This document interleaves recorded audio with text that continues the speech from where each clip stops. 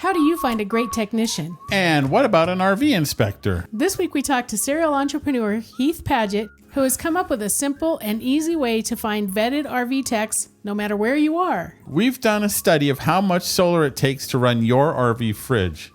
We've also got a fridge that'll fit in the backseat of your car for those road sodas or Costco runs. Oh, and speaking of road sodas, have we ever got a stop on Route 66 for you? I'm Tony. I'm Peggy. We're two RV industry veterans who travel part-time In a Rockwood Mini Lite 2506 FK. looking to share big adventures and help you with great tips Tricks and discounts and cool stuff too. like your refrigerator test. Yeah, maybe. so a lot of times I get people saying, okay, how long can I run my 12-volt RV fridge on solar? How much battery does it take? Blah, blah, blah. If you don't know, in the past, we've had a 12-volt fridge installed in our RV, and we didn't like it.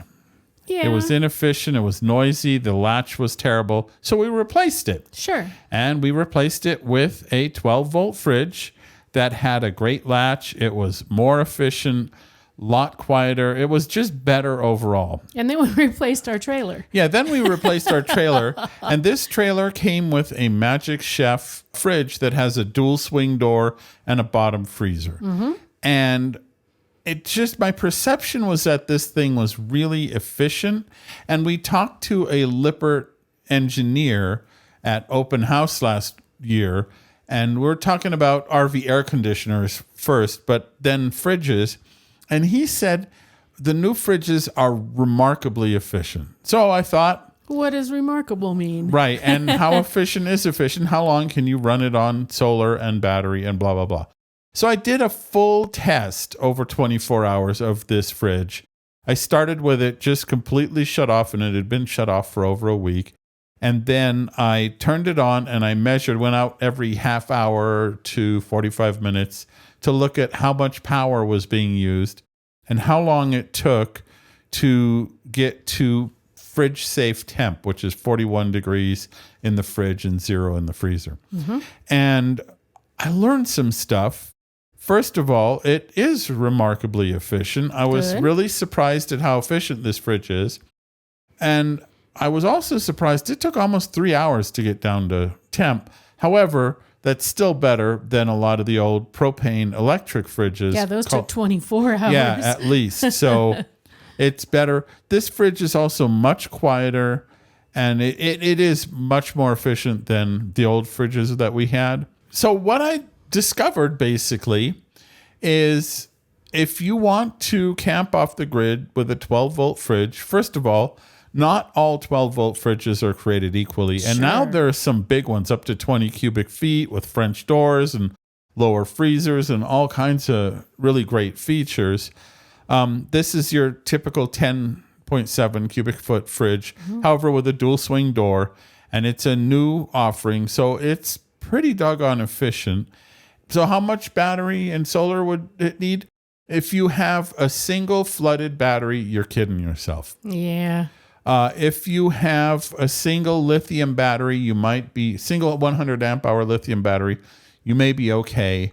Okay. 200 is better. Okay. And of course, more is always more, More is and more is better. And speaking of more is better, that's why when we bought this new trailer, we took it directly from picking it up at the dealership to ABC Upfitters and had them install a total solar and lithium system. And now our solar and our lithium are more better. Yeah, they really are. The interesting thing is the people at ABC know that we do a lot of off-grid camping. We do put a lot of demands on a system, and they built us a system that accommodates that. Right. But if you're a regular camper and let's say you go 2 or 3 days away and you just want something for the weekend that'll run your 12-volt fridge, they can do that too, and it's going to be a lot less expensive. Well, honestly, even if you always go where there's hookups, people don't understand why their old flooded batteries die when they're always on hookups, and those still need to be maintained. So the great thing about lithium is even if it's not huge and you never use it by itself, it's maintenance free and it doesn't need to be maintained, and it's going to last you quote unquote a lifetime. Yeah, these lithium batteries last a very long time. So yeah, let's say you do mostly park camp, but you want to go from wherever you keep your RV and then fire up your fridge and have it running and have it cold by the time you get to the campsite. You know, again, something different. So there's not one solution, there's not one price, and that's one of the many, many reasons we really like the folks at ABC Upfitters. They listen to you, they ask you a lot of questions and help you determine what's appropriate for your RV lifestyle. And they use all Mastervolt parts. So if one thing doesn't work, the rest of the things know which thing is not working. If you build it yourself, you don't know which thing isn't working. So there's just seamless integration and everything works. And when I say if something doesn't work, that's never happened to us. So, nope. You know, I don't know why I even said it. Well, it's always something that you think about as you're planning this. So if you want a great system that meets the way you like to RV and is reliable, and they can even remote in and diagnose it if you have a question, give our friends at ABC Upfitters a call. They're 574-333-3225. That's 574-333-3225, or find them with the link on this page for the podcast or the show notes for those of you who are listening. One of the biggest pain points I think all RVers have is getting service done on their RVs, getting maintenance done, or solving if something comes up and you're camping, it's like, oh, phooey, now I'm stuck. Or if you're a full-time RVer, do you really want to drag your RV to a shop? Probably not. Your home. Yeah, it may be right? your home. If you're a full-timer and it's your home, and they say, well, just bring it in, we'll look at it next week. Well, where are you supposed to live in the meantime? So having access to someone who actually can come to you is such a relief. Yeah, and now some of these RV companies are actually honoring mobile techs. So to do their warranty work. Right, to do warranty work. So we spoke with multiple entrepreneur Heath Padgett from his newest project, RV Help. And you're really not going to want to miss this. He is, once again, another pain point for RVers he has solved. We have the pleasure of introducing an old friend to all of you. If you don't know, Heath Padgett is just a fixture in this world, but a moving fixture. He started the RV Entrepreneur podcast and then moved on. He started a campground booking software company, made that successful, and then moved on. And now he is with us from RV Help, a really incredible new product. So first of all, Heath, welcome. Thank you for joining us. Yeah, thanks, guys. Thanks, Tony. Thanks, Peggy, for having me. I feel like when they're framed along the lines of like moving on, it makes me sound like a starter. And like there was many years where like a 5-year run on the podcast and everything, but I thought that 200 episodes was good. But then I was watching you guys recently, and y'all are like over 300 at this point now. So I guess 200 episodes is not that impressive. No, it truly is. Well, it is because we couldn't exit in the way that you exited. Not that we want to exit. No. I'm just saying it's different. It's a whole different thing. But you have done a number of things that have really helped RVers. I mean, the RV Entrepreneur podcast lives on now. I found it very useful to hear all the different kinds of entrepreneur things that people were doing from their RVs. Then the software to do reservations was, I mean, who doesn't really dislike the way a lot of campgrounds do their reservations? You should be able to just do it online, and you help to solve that. And now you're helping another pain point with RVers in RV Help. So tell us a little bit about RV Help. Yeah, I feel like the key theme of a lot of these projects, and the thing that we haven't quit, has been RVing. Like, even though we did it full time in the States for 5 or 6 years, and then we've done, I think, like 12 or 13 countries we've been RVing with the kids. And so that's been one thing I don't think we'll ever really quit. But really the consistent thread has been finding things that are painful for us and asking the question of like, why is this the way that it is? And for a while, we were making friends who were with people who were building a business on the road. And that's what the podcast was born out of. And then having to call campgrounds all the time was frustrating. So that's where the booking system came from. And the one that was always in the back of my head was service. I remember there being so many times where Alyssa and we would drop our RV off and we were living in it full time and something would break and we'd call it like a dealership or a service shop and they would say, come drop it off. And I'm like, this is my house. And we'd have to go leave it there for a couple weeks and then they wouldn't look at it. It got to the point where and we were lucky because we developed a relationship with Winnebago, but where we would be in Austin for our winters. And instead of taking it to our local dealership, because we had such bad experiences, we would just drive 16 hours to Forest City with like a checklist of all the things that needed to be done on it. And I'm just like, that is not an ideal process. So that was kind of where RV Help was born from, is this pain point as an RVer that something is broken and I need help getting it fixed. Something is broken. The RV repair experience for so many people is just awful. I mean, there's no nice way of putting it. And part of that is just finding great techs to do the work. And that's where RV Help comes in. Mm-hmm. Yeah, I mean, so one of the things I've been following a journey, I'm sure you guys are familiar with the National RV Training Academy down in Athens, Texas. So I was following their journey over the last so many years that they started the school and all the techs who were coming out of that. And I remember even when we were hosting our RV Entrepreneur Summit, we'd have several technicians who came to the event and they just had their logos and everything on their rig. And I just remember thinking, like, how are people finding you?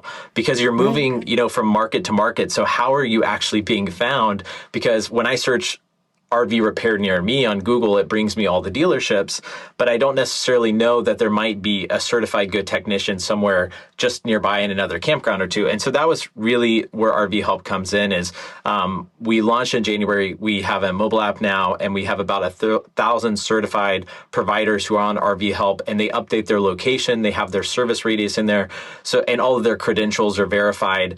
And so basically what you can do is you can pull it up no matter where you are and find providers nearby, and you can look and see, like, you can drill down as well. So say, like, I need somebody to work on my Aqua Hot or my Truma or my Lippard component. So you can actually look and see who's credentialed and look at the reviews and send them messages. And the cool thing about it is it's combining these two seasons of my life, which is RV entrepreneur and the service side, because all of the people who are on this platform are small business owners. So for me, it is a pain point for RVers as well, but I'm equally excited when we've gotten messages from service providers saying, like, my phone's ringing or I'm getting so many booked jobs through RV Help. Like, that's been the best. Great. Yeah, it's such a pain point, and this is such a great way to solve that. And as you mentioned, all these individuals have certification in various areas, and some of them are specialized, as you mentioned, the Aqua Hot or Truma or whatever it happens to be. Right. And so you can say, oh, I have my, brand X air conditioner isn't working right. And you could just find a general tech or maybe someone who has specialty in air conditioning or water heaters. I see a lot of people with that kind of thing. Yeah, exactly. I love that shirt, by the way. Oh, thank you. So, well, next year we're going to do Route 66 again, and we're going to have mini meetups along the route. So cool. We're kind of pitching Route 66 a lot. Kind of keeping it right in their peripheral vision at least. Yeah. I don't know. I think if the lights go out, this shirt will light up a room. But anyway. No, but I mean, we may not say Route 66, but we'll say Route 66. I have a Route 66 story that's tangentially related to RV Help. It wouldn't matter if it wasn't, but we hit the road in 2014, and 9 days into Alyssa and I being full-time, we had this 20-year-old RV. It was a Coachman Leprechaun 94, and we just left the Grand Canyon. We were like an hour in the middle of nowhere, and it wasn't Prescott. It was maybe Williams, Arizona, if I'm not making up that name. I think it Williams, Arizona. Yeah, that's real. And I remember, like, we pulled off and exited, to a red light, and I guess we were going to get gas or something. And I went to press the gas whenever we were stopped at the red light, and it wasn't going. Alyssa's like, "It's a green light, go." I'm like, I can't move. Oh. And I was able to kind of putz in. And it literally happened that the next turn was a mechanic shop, and we had a fuel pump. It was like $800 or $900, which at the time we were like, oh my gosh, this is the most money in the whole world. It felt so stressful in that moment. And they even like ran a cord out there. They ordered the part and we got on the road the next day. But in that moment, it felt so heavy and chaotic. And I just remember feeling so grateful that there was somebody on the road who showed us kindness and like helped us out in that moment. And I remember we were like, after all this moment, I was like, I need some comfort food. So we went to this restaurant. I ordered queso and a margarita, and these people were so nice. And they ended up inviting us to their dojo the next day to do martial arts. I didn't do any martial arts. I don't know anything, but we went because it was a cool, like, on the road experience on Route 66. And I remember the next day while I was waiting on my RV, I was talking to this guy, and it turns out his gas station is modeled off of the movie Cars. Like, his dad started it on Route 66. So like Luigi's tire shop is modeled after. Anyway, so, I remember feeling that it felt so good to know that there was a community of people that could step in when you have an issue on the road, which I think is what we're trying to do with RV Help. But also from a Route 66 perspective, like there's so much nostalgia there with that whole drive. So I'm excited for that for you guys. That you had an experience like you would have had back in Route 66 heyday, where everybody helped and was independent owners and had little stops on the way. And nice. Yeah. That's awesome. I heard this story and I think it's true. I've never really researched it, but Good Sam is something that's morphed in a ton of different ways today. But from what I was told when the organization first started, the whole idea behind it was like you would put a sticker and an emblem on the back of your car or RV. So you've maybe heard this. And like the point was if somebody had an issue, you knew that they were part of this full-time community and they would step in and help. And I think that in a lot of ways, like that is a really noble thing to want to try to replicate, to have this network of people that can help you when you have an issue and something comes up, so you don't feel isolated and you feel like you're part of a bigger, tribe or community sort of thing. Yeah, that's fantastic. And the fact that you're helping small businesses and independent people, as well as so many people, when something breaks on your RV, I see in so many forums and places online where people are like, I'm in the RV park and I can't get my water heater to work or whatever.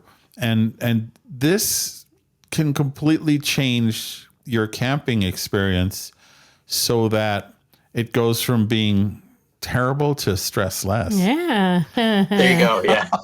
Good getting it in there. That should be a skill, like just integrating that whenever you have a moment. Yeah. Yeah. It almost should be stressless service, but no, don't call it that. Don't do that. So how many, we were talking about, mobility. Mm-hmm. Do you have kind of a rough estimate of the, like how many of your techs or the techs in your system are in a permanent place and how many like you happen to catch up to them because they're very mobile as well? That's a good question. I'm sure we could pull that number. Nobody's asked me that. I want to say the majority of providers, I want to say maybe 60% are actually traveling in their RV and moving like throughout the year. And so they may not be going to a place every month. But it's, maybe a few different service areas throughout the year. So maybe they're in Texas or Florida. Most providers are in like Texas, Arizona, Florida in the winter, and then they kind of distribute throughout the year, and go to the different markets where they, people are traveling to or where they would also like to travel to. I'm actually interested in knowing exactly what the breakdown is because I don't know off the top of my head.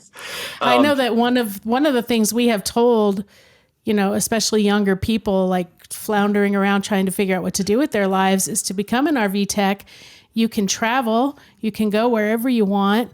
You put a magnet on the side of your truck, and when you're tired because too many people have hired you, you take the magnet off and have a vacation and then start over again.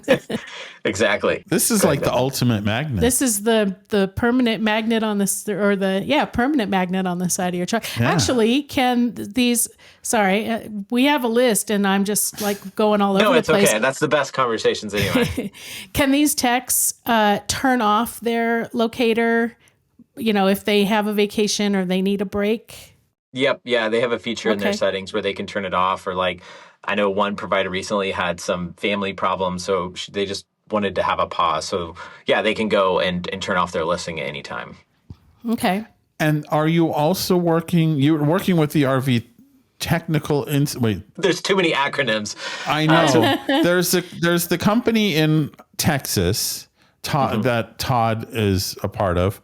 And then there's the RV Technical Institute in Indiana that's from the RVIA. So you don't care where someone gets their certification, or, does it make a difference where the certification comes from?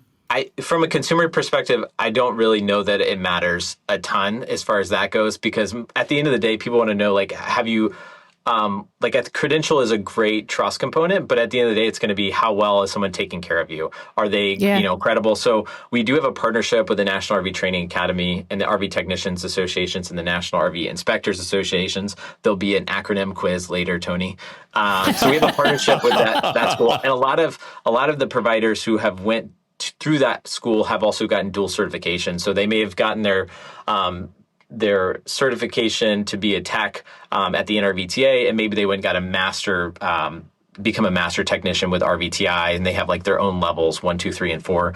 So right now we're really working closely with the RVTAA, and we've had great conversations with RVTI. We don't currently have like a pathway to verify credentials from RVTI like we do with the NRVTA. So currently when people graduate from that school, we're able to kind of ping them and validate this person is who they say they are. So right now we do have techs who are uploading their certifications who have went through both schools and are current association members. But one of the reasons we've been excited to work with the RVTAA is that, like, when we've gotten mobile tech coverage in the past, you're laughing, I know. When we've gotten mobile tech service in the past, it's kind of been hit or miss. Like when someone shows up, like we've had really good experiences, and ones where someone shows up and like a cutoff shirt, or just like, okay, like there's not a lot of trust there. And so the RVTAA is kind of stepped in as the trusted organization that is helping to create good guidelines and practices for mobile technicians. And so right now, all of the techs who are on our platform are certified through the RVTAA. And I think that is a really good thing to have an organization that stepped in and said, hey, here's a good practices. You have to do a certain number of continuing education hours every year to keep your certification. So there's a lot of value, I think, in having that body out there that's helping people, continue to be better at their craft. Yeah. And do you also incorporate reviews from customers into the platform? Yep. So people can leave reviews directly on RV Help, and we get a lot of providers get reviews daily. We've also pulled in their Google reviews as well. But that's been another issue. A lot of providers, because they travel, Google is not very friendly for reviews or having, like saying I'm in 5 or 6 places. And so having that presence on RV Help the goal is for that to be helpful for providers. So for them to get those additional jobs, because they may not be able to do that as well easily through Google. Yeah, you're right, because Google is very location based. And when your location changes daily, weekly, monthly, whatever it is, it don't work so good. Yeah, exactly. Yeah. So another component that I know you have is sort of online chat, for lack of a better description, where someone can, maybe some things might just need to be walked through. Someone can figure it out if it's like, oh, you just didn't turn the winterizing valves on your water heater. Right. Tell us a little about that too. So we've been going to shows, and right now the site RV Help is completely free, and we've been going to shows and kind of promoting the platform, and RVers are coming up and saying like, well, how much does it cost? And we're like, well, it's free. And they're like, okay, so are you going to charge?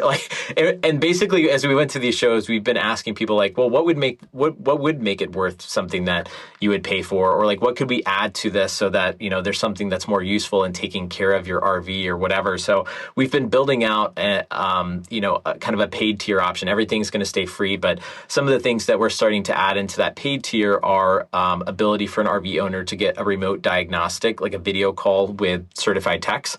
Another thing is basic troubleshooting phone calls with techs who are in your area. So one thing a lot of people may or may not know is that most technicians consider it good practice if you call them and say, hey, my hot water heater's busted. They don't want to come out and charge you $300 for a service call and an hour rate to just say, hey, there's something really simple like a switch you could flip sort of thing. Yeah. And so most of them are more than willing to jump on a quick phone call as long as their time permits to help you out in that moment. So now there's a filter on RV Help where you can go and find those people who might be willing to offer you a free call. And as a platform, we just ask, like, if you find that helpful, leave them a nice review. If they can't fix your problem, hire them to come out and pay their hourly rate. But that's a way for providers to get more leads. And so we've started asking them to opt in to giving those calls. And then, some providers have opted to give discounts for our pro members as we build out this membership. So that's currently the way that you can, a few of the ways you can use the platform today. And you can also just message providers and ask for service. So you can click contact and fill out and share what your problem is. It's always better, as a side note, to give more details so that the more information, the better for the providers. A lot of times they're busy on a job and they're trying to know if they can help you or not. So if you give them more information, that's usually better for them knowing if they can help you. And sometimes they may just say, I can't, but here's somebody in the area. So there's a lot of things that we're doing and adding in to make that a bit easier. And one of the things that, for instance, we've realized is we've learned a lot of RV owners are submitting multiple requests to a lot of different providers. And so we, just because they may not get help or they're trying to get help quickly, they're like, I'm in a Walmart parking lot, my slide's stuck, I need somebody soon. And so we've built out a feature that's more of like an Uber-like dispatch model. So, when you've called roadside or other programs in the past, they basically look on Google or platforms like ours to try to find people. And this is kind of a way for you to do that yourself, where basically you create a job, say, here's what's going on with my RV, and then you can just invite a bunch of providers in the area. So if you're trying to get help quickly, it's a way for you to know, who's available and who might be able to come help you out sooner. Oh. That's really fantastic, and it'll probably also reduce the number of people on Facebook or whatever social platform asking, whose question is, my hot water heater doesn't work. What should I do? And well, it's not a hot water heater. If you had hot water, you wouldn't need a heater. But you're doing that in socials. You're not getting these certified techs. You're getting random people who know maybe what they do or how theirs works, but you get a lot of bad advice on social media. Yeah. And I mean, realistically, we've had a hot skin on our RV before, when we had our daughter, and it was really, really hot skin. I mean, I was getting shot. I don't know if you ever remember those pins that were a prank pins you could buy at Spencer's, and it jolted you, but that's what the skin of our RV felt like. And I mean, there's just certain things that you shouldn't try to do on your own unless you're qualified. So finding people nearby that can help you is a wise thing. Yeah. So you can sort by specialty, by distance, putting out that, hey, I have this issue, and multiple techs can answer you or maybe even help you, whatever. You've really solved a big pain point in the RV space. Yeah. Because I think service might be the biggest challenge RVers have. And, they say if you're an RVer, you should be a good fixer, handy person. Right. But not all of us are. Yeah. I'm right there with you. Yeah, I mean, sometimes, I have an issue and I have to go on Google to see how to work a screwdriver. So you're like, which one's the flathead again? Which one is the Phillips? I mean, which end of this thing do I hold? Yeah, I mean, sometimes you just have to, you have to figure it out. I remember in our first RV, I was catching water with a popcorn bucket, just thinking, okay, I've got to figure out how to seal off my roof. And so I got up there, scraped a bunch of stuff off, used a Turn-A-Bond tape. I'm sure it was a horrible job. But there's certain things you just try to figure out as you go. And, but yeah, it's nice when you can just call somebody who is an actual expert at this thing to come help you. And one of the things I didn't realize until getting deeper into this new business was how many things can actually be taken care of with a mobile technician. You might think so many issues have to be in an RV bay at a service shop, but about 70% of all RV service problems can be done through a mobile technician. So there's a lot of scenarios that you don't actually have to, haul your fifth wheel or travel trailer into a shop. Well, and I know there are some RV companies that now will reimburse for mobile techs. under warranty. That is. Sure. Yeah. So it's becoming more common because I think they see the issue, the lack of available techs, and there are some that I know that will, we'll support a mobile tech. So it may even be covered by your warranty, depending on the RV and the circumstance and what phase of the moon and all that. And I think that's wise. And from the manufacturers that we've been talking to, it seems like the theme for a lot of OEMs is we just want to be able to take care of our customers. Like we're not necessarily, there's a lot of, obviously there's a intimate relationships that OEMs have with dealers. And you want to respect that. So like if you're near your dealer, but a lot of times like you buy your RV to drive it across the country, not to sit, in your backyard. And so there's just a lot of scenarios where you're not close to a dealer. So having somebody who can come out is helpful. So I would love to see that adopted from all manufacturers, but some of the new ones are doing a really good job of leveraging technicians to come out and take care of customers.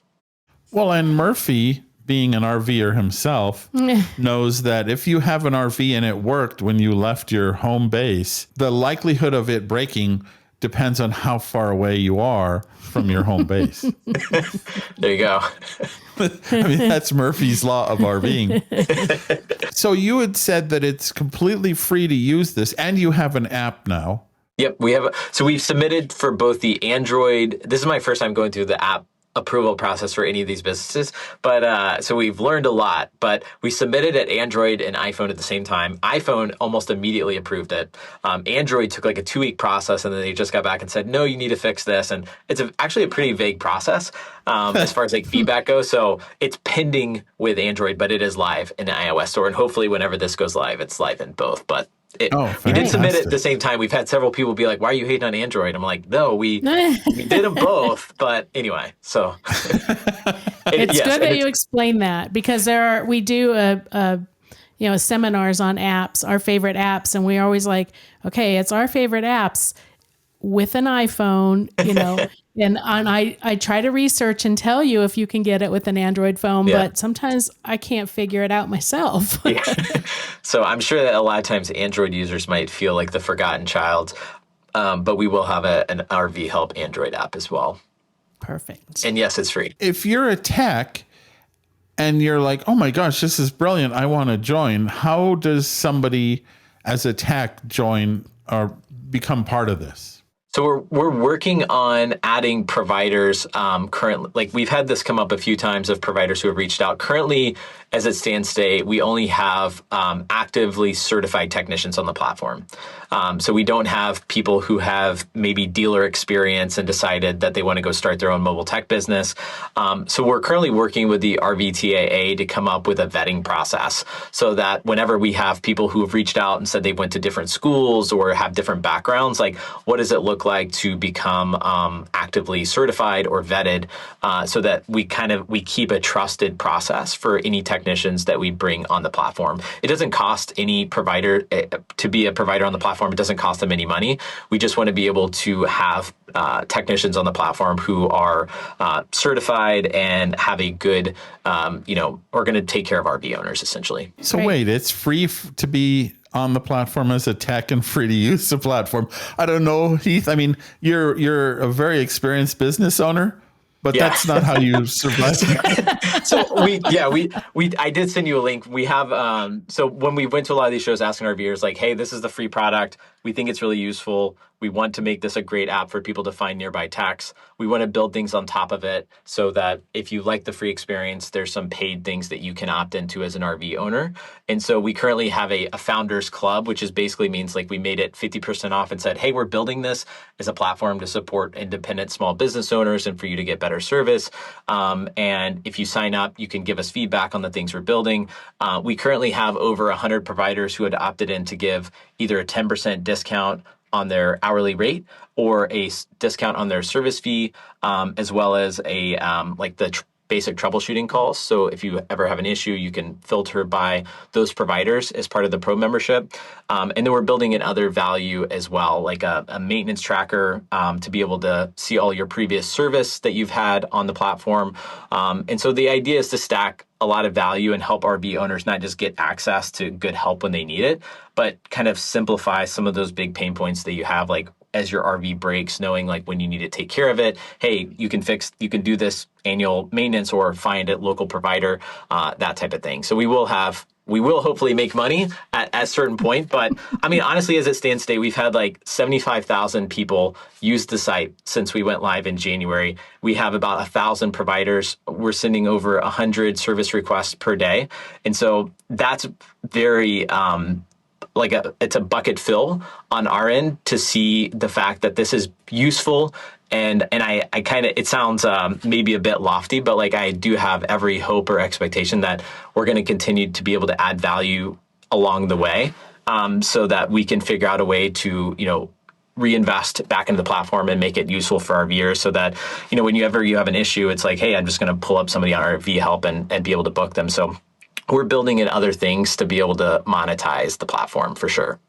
No, I figured, I know you're a sharp guy. I had to give you a hard time because it's my job. Totally. Yeah, I appreciate it. Yeah. If somebody wants to find an RV tech, you can just go right now. Well, no, listen to the rest of this podcast and then go right now to rvhelp.com, or you can download the app if you have an iPhone. And you should soon be able to download the app if you have an Android phone. Exactly. And you can also find, we also have inspectors on the platform. So NRVIA certified inspectors. So if you need an inspection for an RV that you're looking to buy, new or used, you can go and find inspectors near you as well. That's, if you're buying, especially a used RV, without a doubt, hire an inspector. And this is a great way to find somebody, because that's one of the big questions. Where do I find a certified tech? Well, rvhelp.com. Yeah. Whenever we first started RVing in 2014, I think like that was the year that the NRVIA started. So it was a very new thing to get an inspection. And during that time, it was not something I ever heard of, but for sure, had I known that was a service that existed, I would have used it. And I don't know many people who wouldn't, because why would you? I mean, you wouldn't buy $100,000, $50,000, unit without having somebody come take a look at it. So I'm a big fan in the value of the third party inspection. Yeah, I completely agree with you. You're kidding yourself if you don't, unless you're like an expert RVer. It's absolutely worth the money. I mean, whatever you invest in having that person inspect the RV, you will likely save in not having to repair that stuff that they find. Yeah. Totally. Yeah. If you don't have to drive down the road and then get it fixed, and you can have a dealer fix it right there for you with the punch list, like that's huge. Yeah. And there's some people even having new RVs inspected. Yeah. A lot of people are having new RVs inspected. Yeah. Yeah. It was rare, and now I think it's fairly common. Right. So. Yeah. I mean, it's still the same logic. I mean, somebody's, assembled it by hand, good intentions on, I hope, most OEM's part, but somebody drove that RV to a location. So it doesn't take long for a pothole or something to loosen something that shouldn't be loose. Well, and you know the old joke, what's the difference between an RV owner and an RV delivery driver? No, I don't. 30 miles an hour. There you go.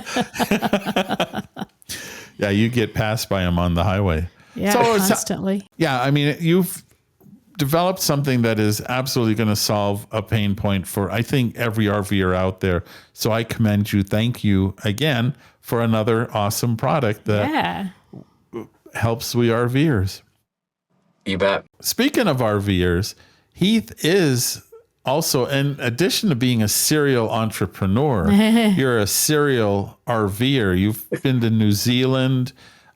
You traveled all over the U.S. with getting a new job at every stop, which was how you got into this. You were a brand ambassador for Winnebago. So you've had a lot of RV experience. What is the best thing you can remember? What is the best RV experience you've had so far? Ooh, I feel like a lot of times you think about the things that is more recent in your memory, because I have to think about things I've had since we've done kids, because it's just pre-kids. There's been too much lack of sleep. So one thing that comes to mind is we did a 2-week camper van trip across Japan. So we picked up our RV in Tokyo, And then we went to Mount Fuji, the volcano, and we just woke up like a couple mornings in, and I'm just like have this majestic view of this volcano in Japan, and like we're the only Americans there, and all our kids are playing with these like locals, and I just remember thinking it was like such a unique experience, and it's because we've built this habit of like that's just the mode that we like to travel. We've done the hauling our bags around Airbnbs and jumping around and hauling luggage and taking strollers, and like it sucks. And so when we can go to a country for a month, like we almost always will find an RV and jump in and travel around. So the Japan experience was just so different than any of the other places that we've RV'd that it was very special. Huh, interesting. And how is Japan compared to, you're in New Zealand too, right? Yeah, well, in both cases, you're driving on the wrong side of the road with a stick shift. Yeah, I'm trying to think if the Japanese RV is a stick shift. I honestly can't remember at this point. I've done some stick shift RVs in Italy and other places, but the Japan roads were the best by far as like signage and quality of the roads. I could definitely give you like the worst as well. I want to say that Wales was by far the hardest to drive in an RV because the roads are so small. I mean, just pure terrifying, like ridiculously small roads. And so, I should make like a top 10 list of like best and worst places to drive an RV in the world. It has been something we've talked about a lot. Yeah. So on that subject, what's the worst experience you can remember? The worst experience? Well, other than your son being in the ER. Yeah, that's a bad. Sure. Worst experience RVing? Gosh. Is this a punch list of questions you ask on every episode? Yep. Yeah. Worst experience RVing? Gosh. I feel like I should try it just to search. I honestly, this is a good question to ask because I feel like it's actually making me think. I don't have like a preloaded answer for this. I mean, was someone try to break into our RV when we were in Italy a few years ago? Like we were all fine, but that was pretty scary because like sometimes the kids would be napping in there. So we were in just Siena and someone tried to like jam in. We were with our friends John and Peter, RV geeks, and like they tried to break in both of our RVs and we were freaking out. And they were filming, so they had like thousands of dollars worth of video camera equipment, and like Peter came back and we're like, they took it all, and it was just like kind of a crazy moment where it just felt like, oh my gosh. But luckily he just forgot where he put it, and like they didn't get in and take it. That was an unfortunate one that comes to mind for me. Oh no, I do know the answer. I have a better one. So we were driving home from Canada, and we had our tow vehicle on. We had our Winnebago Brave. So it was a Class A 20, or it was a Class A 33-foot motorhome, and we had a tow dolly, and our Honda CRV was on the back. And Alyssa was pregnant, and like I was driving from Canada to Texas, and we were just like crushing miles, like not our normal mode. And I remember we pulled off at an overlook, and honestly, I can't remember exactly what happened, other than the fact that I like disconnected the car and it was in neutral and it wasn't in park. Like, I don't know what was going through my mind, what happened in this moment that led to this. I'd have to ask Alyssa because I'm sure it's in her memory. But I remember I started chasing after the car. I have my pregnant wife jump out of the RV, running at me, I try to get it to stop, and it's barreling at I-35, like down a hill, a massive hill. There's tons of cars coming. And finally, like I'm running alongside it, sprinting. I'm in flip-flops, trying to like get in and stop it. And eventually I just have to like let it go as it's barreling. And I was like, oh my gosh, this is gonna kill somebody. I was just horrified. And luckily, like it coasted through it didn't touch anyone. And it just kind of like bumped on the side of the road in the grass. And we ended up like getting a tow, and I drove it home. But that was terrifying. That was one of the scariest experiences that we've ever had. And again, I'm trying to remember, it was 7 years ago at this point. So I don't remember exactly. I definitely made a mistake, and I don't remember exactly what I did, but somehow there was a sequence of events that allowed this to happen. And I lost control of the car, and it just barreled towards I-35. Oh, and it could have ended poorly. So not a good experience. Yeah, but it could have ended so much worse. So. Yeah, that's exactly. True. Yeah. Yeah, I don't think we have any other questions. So I want to thank you for your time and for the things you've done for the RV industry and for we RVers, and wish you tremendous success. And also, it's just a pleasure to see you again. Yeah, for sure. Yeah, it's good to see you guys too. Thanks for having me. So everybody go check out the apps on for sure on your iPhone, hopefully on your Android, and find RV Help and get that ready so that if you do need a mobile tech, you can find one at a moment's glance. Are you using RV Life Trip Wizard to plan our next trip? You bet. I do not want to make the mistakes we made before. Remember that time we followed our GPS and ended at the top of a cliff overlooking the campground? I had to back the whole trailer down that road. Well, those kinds of things are not going to happen anymore thanks to RV Life Trip Wizard. I can set parameters like how far we want to travel in a day, and I can read reviews of the campgrounds. You can also see how good the cell coverage is. We've got podcasts to listen to and stories to write, after all. Plus, I am loving this new feature of finding a Harvest Host location on the Trip Wizard. It saves me so much time. We can plan our journeys before we go and then use RV Life Pro on our phone or tablet for RV safe navigation. Now we can rest assured that our phone's GPS isn't going to lead us into any more sticky situations. If you have an RV, you need RV Life Trip Wizard, part of the RV Life Pro Suite. Find a discount on our trusted products and services page at StressLessCamping.com. And you can also listen to our interview with RV Life. Episode 65, Stressless Camping. That, like a 12-volt refrigerator, was cool. Man, it was like a 12-volt freezer. And speaking of which, our gadget this week is another 12-volt cooler. Okay. This one, go ahead. This time is going to be the Bodega 26-quart cooler. Now, we have probably talked about our Bodega cooler before. That was a different one. Yeah. We just got another one. Well, the folks at Bodega reached out and they're like, hey, how'd you like to try a different one of our 12-volt fridges? We're like, yeah, you don't have to ask us. Just yeah. So because we love gadgets and we love refrigerators and for sure. And all of that. We love our pop to be cold. We this time opted for the 26-quart single, I don't know what you call it, single cavity. The one that like we had a single before, chamber? Yeah, the one that we had before had 2 chambers, or it still has. We still have it. The one that we've had for some time, and it could be powered independently for a refrigerator section and a freezer section. This one just has one temperature option, right? Which is fine because it's also smaller and it's easier for us to get into the back seat of the truck easier. Yeah, it's much smaller than the other Bodega we have, and it's significantly smaller than the Dometic that we have. Is the size of a refrigerator. This is just a single chamber. It is a small, it's a 26-quart. Why would you want something like this? Well, we're going to use it.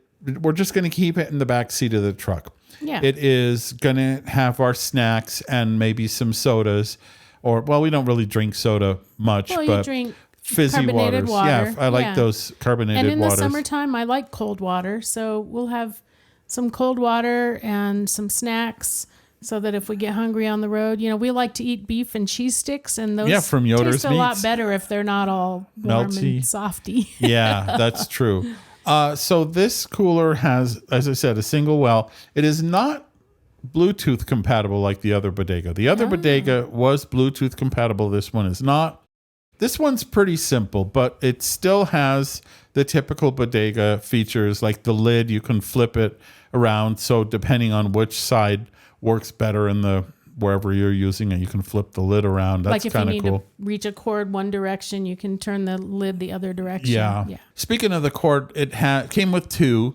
One is a wall wart for plugging into household power, and one is a very long 12-volt power cord. I still call them cigarette lighter cords, but they're just power ports now.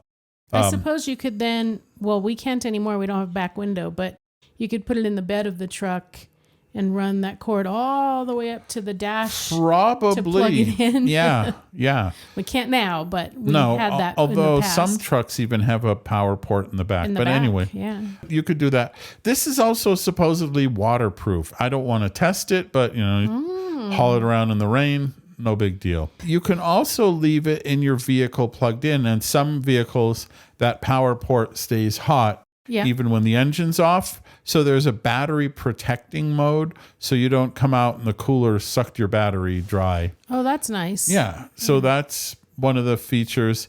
You can either have the compartment be all fridge or all freezer. So you do have that option. So let's say you go to the store and it's summer and you're buying some ice cream. Well, this is a great way to keep the ice cream from thawing while you're driving around. Have a freezer to get home with. We tested this thing we have a little Bouge RV battery pack. It's like a very small portable power station.